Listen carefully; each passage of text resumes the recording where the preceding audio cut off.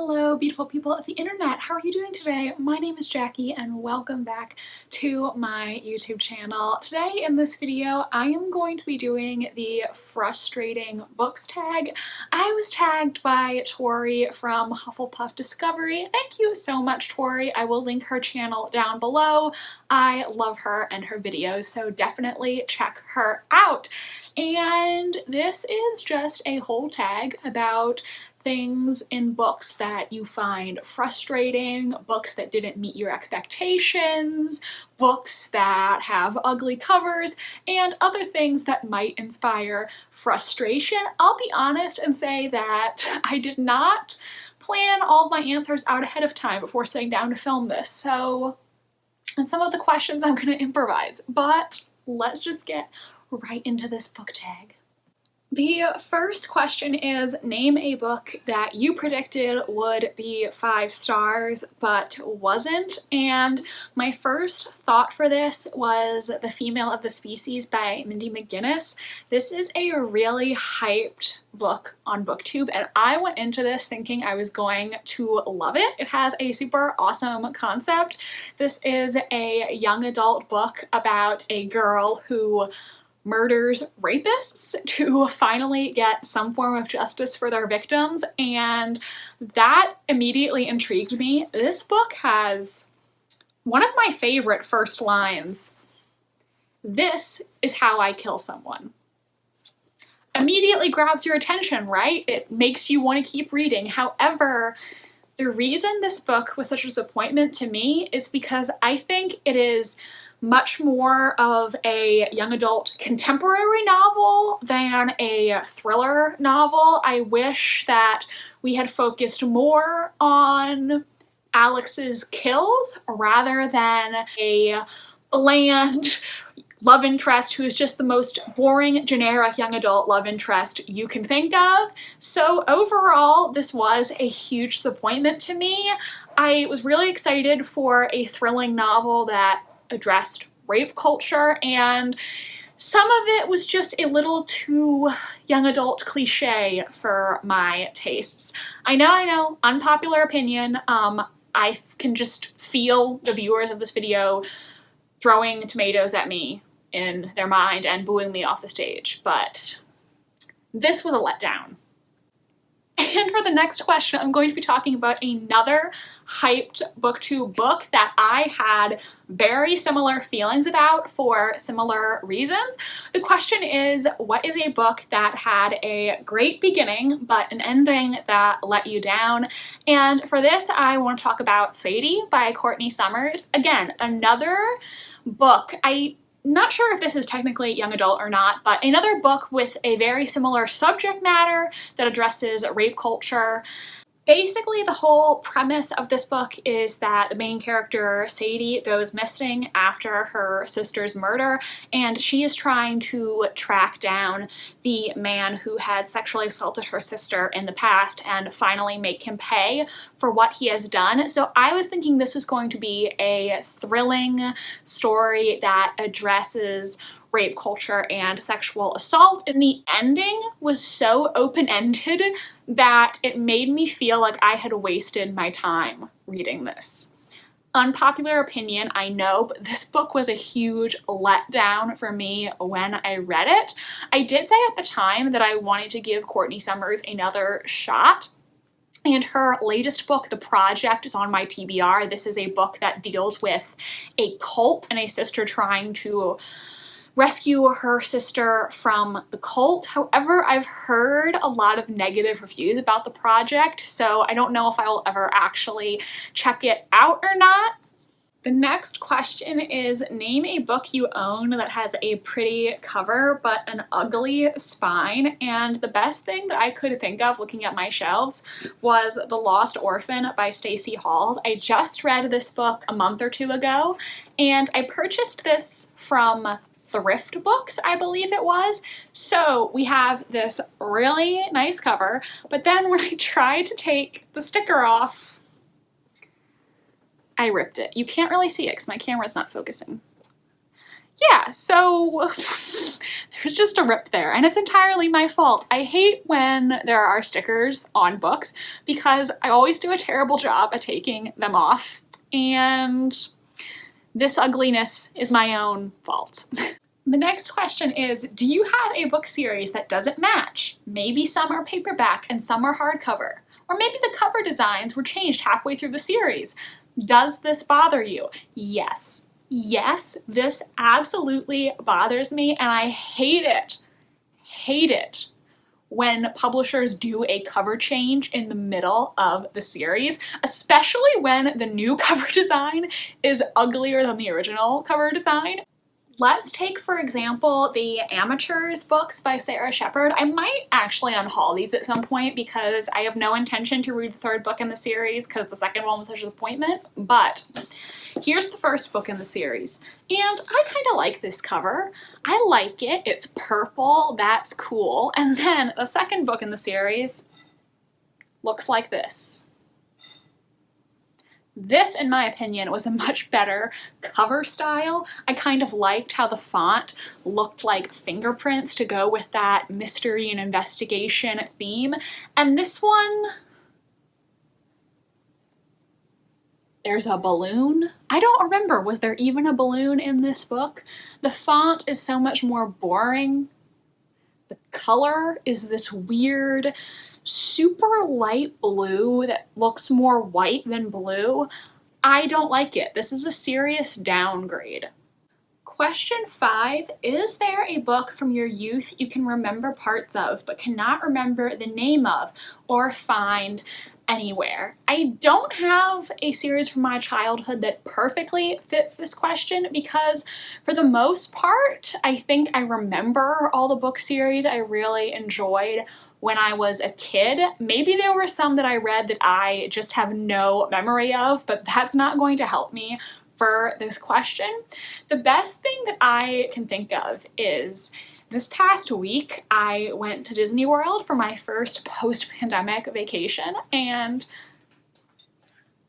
yes, my mom just interrupted me to ask if I thought she made enough salad for dinner tonight. I'm sorry. Anyways, so I just went to Disney World for our first post-pandemic vacation, and while we were riding It's a Small World, I was thinking about this book series that I had read when I was a kid, which involved a bunch of preteens who are selected to protect Disney World against the villains who are trying to take over.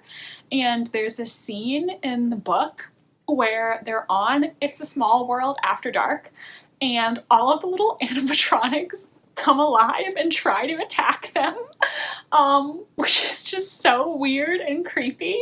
So I was sitting on It's a Small World thinking about this book that I read when I was maybe 11 and just imagining what it would be like to be there in darkness and have all the little cute smiling animatronics from around the world just coming at you like, it's a small world after all.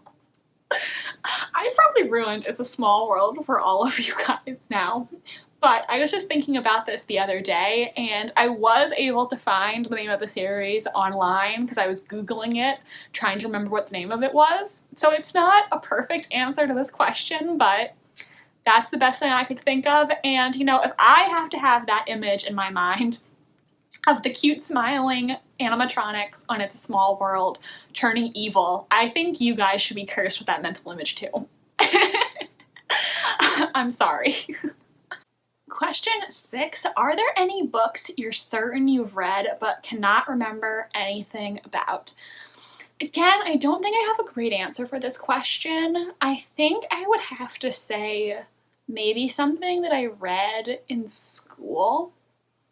Like some of the books that were required reading when I was a freshman or even in middle school, where I know that I read them, but I don't remember anything that happened in them. I also think when to go back to my childhood, as I've said before, when I was a kid, I read a lot of books in the Great Illustrated Classics series, which takes classic novels and just rewrites them in simpler language that children can understand, and there's also black and white images accompanying them.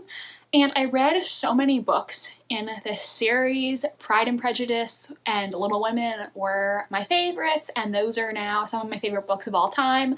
I read the Jane Eyre too, but there were some in that series that I found in my collection of childhood books, and I don't remember reading them at all. I have A Tale of Two Cities, which I guess I read it when I was a kid, the children's version. I don't remember. I think it partially involves the French Revolution. Wow, I can't talk today. I also had Sherlock Holmes, which I have no memory of reading that. Both of these books I actually want to read the full adult version now, and they're on my TBR, but evidently I read the illustrated versions as a kid, and I don't remember it. I also had A Call of the Wild by Jack London, which I don't know if I ever actually read that or not. It's a book that my dad's really wanted me to read. Now that I'm an adult, he wants me to read the full novel, and I'm just like not at all interested in it. But we'll see. Maybe someday he's gonna make me read it. Question 7. Have you ever recommended a book you loved to someone and they started telling you everything they don't like about it? Does it bother you? In other words, do your feelings get hurt when someone doesn't love one of your favorite books? I wouldn't say my feelings get hurt. There are times when I'm watching BookTube and somebody hated a book that I loved, and I just have a moment of being like, ooh, I love that book, but I don't feel like personally offended if someone doesn't like a book that I like, because taste is very subjective, so I can't force somebody to like something just because I like it. I guess maybe it kind of hurts my feelings if somebody acts intellectually superior to me, acts like the kind of books they like are inherently better than the kind of books that I like, because I just don't think that anybody should think they're better than somebody else because of their taste in books. Everybody should just read what makes them happy. It's not that big a deal. And I also don't really like it when somebody refuses to read a book I like because they have a misconception about it. I don't know if that really hurts my feelings per se, but it kind of frustrates me when there's a book that is about female characters or by a female author and people say, well, I'm not going to read that because it's girly. And I'm like, you know, Chad, it wouldn't kill you to actually sympathize with a woman for once in your life. You know what I mean? Or when people say, I'm not going to read a Jane Austen novel because it's just like chick lit. It's romance. Which, first of all, when people use chick lit in that context, I find it really sexist and derogatory. And 2, Jane Austen's hilarious. Her works are full of social satire, and I don't think only women can enjoy them. I mean, yeah, a lot of Jane Austen fans are women, but men should give them a shot too, because they're really incredible, and she is really great at satirizing the society she lived in. She's funny. Just give her a chance. Yeah, there's romantic storylines too, but I just hate to see people dismiss books because they have this preconceived notion about it that's not accurate or sometimes actively harmful. Question 8, I really can't answer. The question is, what is your worst experience loaning a book to someone? And I honestly don't remember the last time I loaned a book to someone who wasn't my parents. Maybe at some point during my life I loaned a book to somebody and they never gave it back. But nowadays, really, I only give my parents my books if there's one that I want them to read, and, you know, it might take them a while to get to it, but I always know that I can get the book back because I know where they live. Question 9. Show me some of your impulse buys that you've never read. You know the ones. The ones you bought at midnight while online shopping, or when you were walking through a bookstore and the magic of all the books made you grab a few too many. And we can't forget all those books at such a good price that somehow make it into our shopping bags. Yeah, I know exactly what you're talking about. I have some books here that realistically I don't think I'm ever gonna read them at this point in time. Namely, some of my young adult mysteries and thrillers. I bought these when I was maybe 13, 14 because I was just so obsessed with buying books, and I would go to the bookstore and I would look at something and be like, oh, this looks good, and then I would buy it knowing nothing about it, never having read any reviews of it, and I just don't really see myself reading these at this point. I also think now I'm 22 and I'm really gravitating away from young adult because a lot of times I read young adult and I just think it was okay. It doesn't excite me quite as much as adult fiction does at this point. And young adult mysteries and thrillers in particular usually disappoint. I don't remember the last time I read a young adult mystery thriller that I really loved. It's been years. The last one was probably Dangerous Girls by Abigail Haas, and I read that in like 2017, 2018. So I'm probably never gonna read these. I probably just wasted my money buying these, but 14-year-old Jackie was a little overexcited at Barnes & Noble. Yeah. And finally, the last question, just to make you hate me a little bit more, how many unread books are on your shelves? This might make me hate myself a little bit more. Hold on a second, I'm gonna count. Okay, I counted, and if I counted correctly, it is an even 50 unread books on my physical TBR. Yeah, and I started counting and I was thinking, hey, I read so many of the books on these shelves, like it's really not that bad. And then I got to my thriller shelf up there and some of the books that I have stacked down here, and I was like, oh, this actually is a lot. I don't know exactly how many books I own. I think it's over 100, so maybe a third of these books I haven't read. I'm not quite sure, but yeah, 50 books I own I haven't read yet. Is that bad? Okay guys, that is it for the frustrating books tag. I guess this is the part of the video where I tag some people. I tried to do my homework before I sat down to film the video, and so I checked these people's channels to see if they had done this tag before.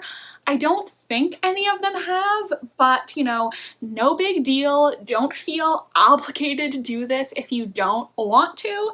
So I am going to tag Amy from A Star Reads, Naomi from Naomi's Bookshelf, and Margaret Pinard. Again, guys, do not feel like you have to do this if you don't want to. I would love to hear your answers, and my apologies if you did this tag already and I missed it somehow.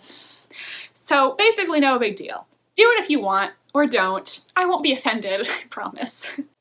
Thank you so much for watching this video. Please give it a big thumbs up if you enjoyed, and subscribe to my channel if you want to see it more from me. I post new videos every single Wednesday. My social media links are down below if you want to follow me on Tumblr, Instagram, or be my friend on Goodreads. Thank you so much for watching, and I hope you have an exceptional rest of your day. Bye, and I'll see you in the next video.